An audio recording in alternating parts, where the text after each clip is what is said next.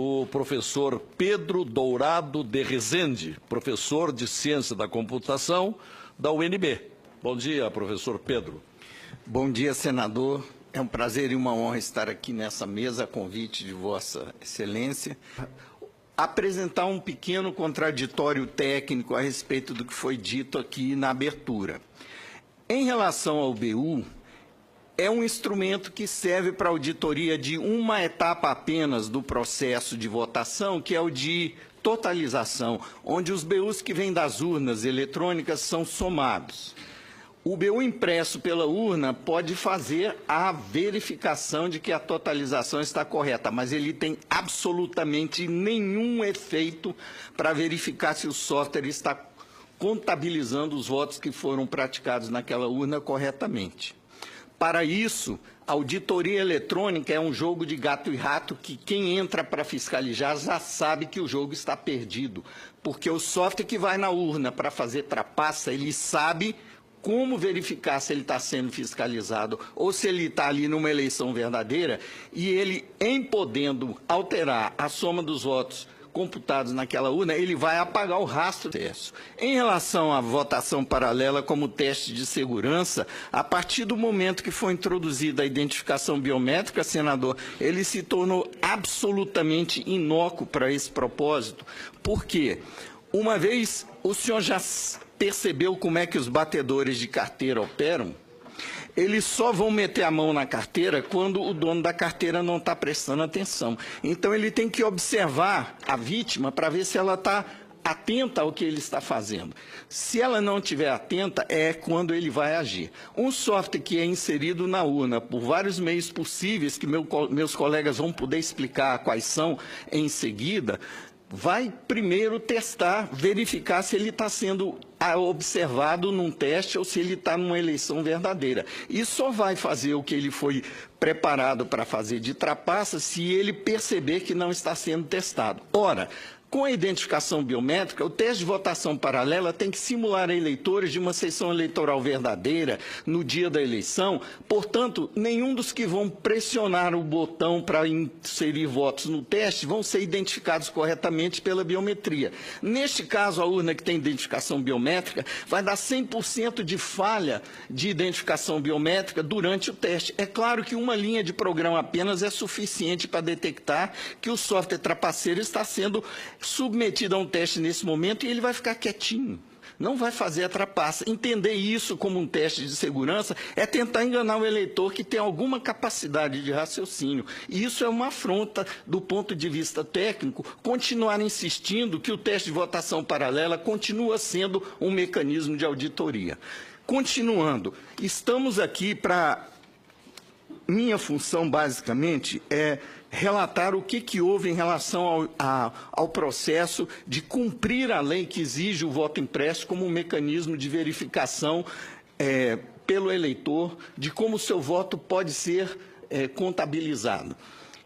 A lei foi aprovada em 2015 e a primeira iniciativa da Justiça Eleitoral para cumprir a lei, a partir daí, foi um contrato sem licitação para uma entidade sem fins lucrativos, chamada Flextronics, fazer um modelo de votação eletrônica com voto impresso. Um contrato de 7 milhões de reais que foi cumprido à risca pela empresa ou pela entidade e que produziu 30 protótipos de uma urna que imprimiria votos.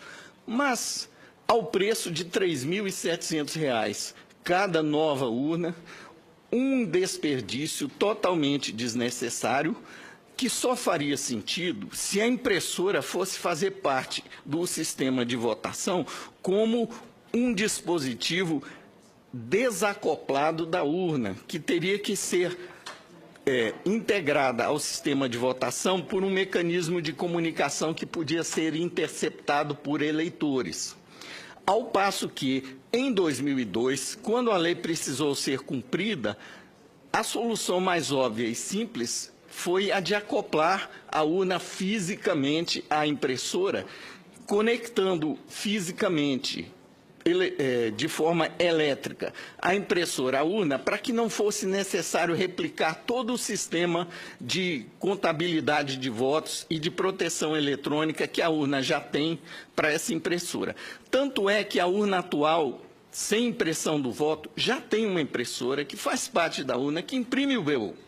Todas elas têm. Então, o sistema de software da urna já está preparado para dialogar com uma impressora. Não é necessário contratar uma empresa para desenvolver toda uma replicação do sistema da urna a pretexto de precisar imprimir o voto. E foi essa solução que foi encomendada em 2017. Quando foi entregue o protótipo, o 2016, está me corrigindo aqui o doutor Amilcar, quando foi entregue os protótipos, houve uma audiência na Câmara, se não me engano, né, em que foi levantada a questão que em 2009, quando a Lei Vigia, que exigia o voto impresso, foram contratadas a compra de 150 mil urnas que não previam a inclusão da impressora do voto. O TSE foi questionado por que ele não estava cumprindo a lei que exigia impressão do voto na compra de 150 mil urnas, e a resposta que o TSE deu através de um comunicado oficial, comunicado 10, número 10 daquele ano, era de que a urna vinha já, o modelo que estava sendo licitado já vinha configurada para receber um módulo de impressão de votos acoplável a ela, em que, portanto, quando fosse o caso, seria compradas as impressoras como um dispositivo adicional que seria acoplado à urna. Bem, então, quando isso foi trazido à tona agora em 2017, o TSE simplesmente ignorou que já tinha gasto 7 milhões com um modelo caríssimo, desnecessário, e fez um edital que foi uma verdadeira afronta à soberania nacional, porque um edital praticamente dirigido, porque fazia exigências desnecessárias para fornecimento de venda casada de material de papel, inclusive, com características desnecessárias de durabilidade, etc., e que foram, de certa forma, direcionadas para que nenhuma empresa que fabrica simplesmente impressoras pudesse ganhar essa licitação. O senhor permita, como o senhor está entrando de rijo na questão fundamental dessa audiência pública, que é a parte técnica. Sim. Então, permita que eu lhe interrompa e faça uma ou duas perguntas. O senhor está dizendo que 150 mil urnas já estão preparadas para impressão, já estão acopladas a impressoras? Caso a informação fornecida pelo TSE na ocasião seja verdadeira. Bom, quantas urnas o Brasil tem? Eu vi outro dia escrito num jornal que seriam 600 mil urnas. Ali. O doutor Amilcar é a nossa enciclopédia ambulante do Comitê Multidisciplinar Independente. Em relação a números e datas, ele é a nossa fonte principal. Então, quantas urnas, professor? Atualmente tem em torno de 600 mil urnas. 600 mil urnas. Então, vamos ficar com esse modelo que o professor Pedro Rezende citou, que é o modelo de 2009, foi primeiramente comprado a 150 mil, mas depois foi complementar a Essas estão prontas para... Estão prontas, tem mais de 400 mil dessas urnas. Quantas? Mais de 400 mil. Olha, para mim, pelo menos, o senhor está dizendo uma novidade.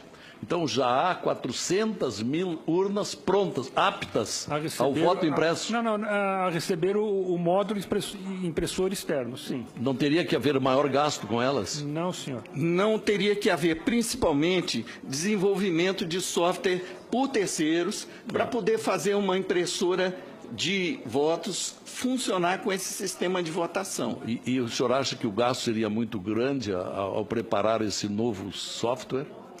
Olha, em 2002, quem preparou o software foi a própria informática do TSE. Eles só compraram impressoras, porque o software que já estava na urna já tinha toda a lógica a infraestrutura necessária para dialogar com uma impressora, que é a impressora que sempre esteve na urna para imprimir BU. Só precisava duplicar aquela forma de interagir com o dispositivo para agora falar o sistema com uma segunda impressora que imprimiria cada voto. O senhor diria, então, que essa versão corrente de que o tribunal teria que gastar em torno de 2 bilhões de reais para habilitar o voto impresso, isso não procede? Isso é uma posição de má vontade que encontrou uma forma de inviabilizar o cumprimento da lei, primeiro com um argumento de falta de orçamento. Por uma iniciativa do pessoal que está aqui assistindo, da sociedade civil, foi feito um aporte de emergência no orçamento desse ano para suprir o TSE de 250 milhões de reais adicionais para ele poder fazer. 250 milhões mataria a questão? 250 milhões foram incluídos no orçamento de emergência para contrapor o argumento de que o TSE não tinha verba para gastar tanto dinheiro para botar impressora em tantas urnas. Bom, o que aconteceu depois, no edital seguinte desse ano, foi um contrato de 62 milhões, que não gastou nem um terço do orçamento que estava disponível. Perfeito. E que estava, digamos, cheio de especificações desnecessárias para cumprir a função que é imprimir votos. Bom, eu não sei se meu tempo já... O senhor cumpriu o prazo até aqui, mas o senhor será convidado, interpelado seguramente mais adiante sobre o tema. Ok. Por enquanto, obrigado por sua participação. Pela ordem. Presidente. Aqui da Capiberibe. Eu queria... Agradecemos a sua presença, bem como da senadora Simone Tebet. Professor Pedro, eu estou deduzindo pelas suas palavras e pelo histórico que eu conheço, não é, dessa luta para tornar mais confiável, digamos, não é, a votação, até porque nós já tivemos leis que introduziam o voto impresso, essas leis foram contestadas, não é, e agora, de novo, há uma resistência, o TSE não quer imprimir o voto, é isso? Senador, infelizmente, eu acho que é muito pior que isso. Porque o edital que foi feito, a pretexto de cumprir a lei, que terceirizou praticamente tudo, basicamente abriu o cofre de segurança do sistema eleitoral brasileiro, em troca de um simples termo de sigilo, para que uma empresa estrangeira que ganhou a licitação pudesse conhecer todo o nosso sistema, inclusive o material criptográfico, que é, digamos, o alicerce do mecanismo de proteção que a Justiça Eleitoral alega ter construído no seu sistema, para que essa empresa possa desenvolver um sistema de votação de impressão do voto integrado ao sistema que existe hoje para as urnas eletrônicas. Sendo que não haveria nenhuma necessidade de entregar o código do sistema eleitoral para uma empresa que tem como responsáveis 3 venezuelanos e um português, que não tem nenhum compromisso com a legislação brasileira, inclusive de cumprir o tal termo de sigilo sobre o conteúdo do material dos sistemas que eles receberiam a pretexto de desenvolver o voto impresso.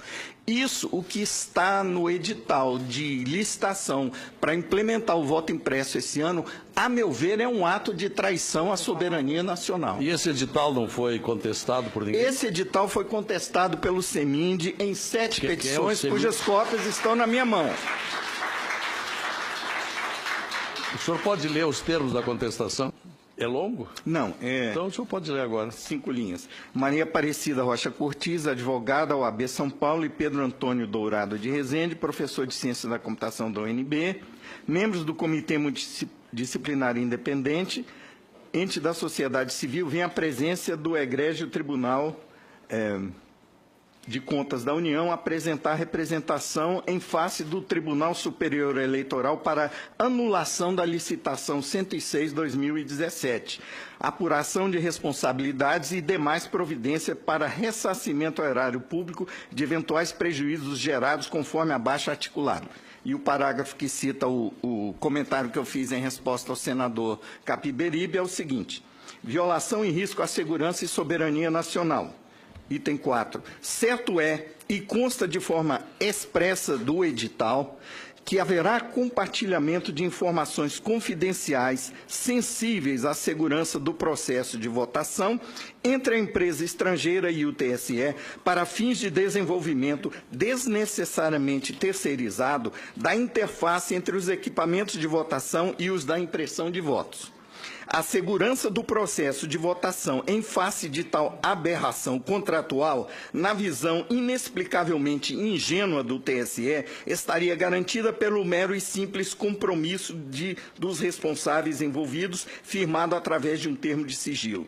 Esse termo de sigilo teria o efeito de vincular às leis brasileiras os seus signatários, mas, neste caso, quem vai administrar o consórcio das empresas vencedoras da licitação são 3 cidadãos venezuelanos e um português, que não estão submetidos in totum à legislação nacional. Tem cada qual seu território de domicílio e nacionalidade distintos do nosso, o que, em sendo a intenção, os garante, por princípios jurisdicionais, imunidade em face a tal compromisso, a despeito de qualquer legislação que lhes seja extraterritorial.